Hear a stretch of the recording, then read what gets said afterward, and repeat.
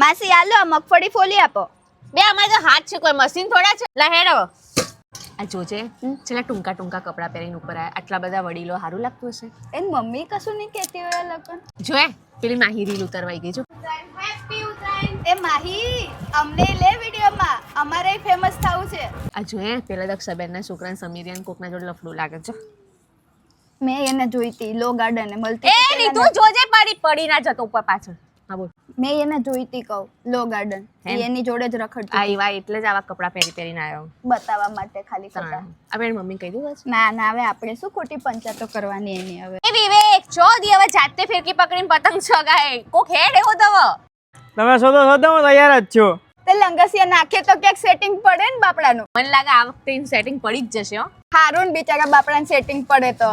સાચી વાત હારું. આ નીચે કેમ એટલું માણસો ભેગું થયું છે? હા તને નહીં ખબર આ બધું ઘેર પેલું ઊંધિયું બનાવવું ના પડે ને એટલે નીચે સામૂહિક જમણવાર રખાય સોસાયટી.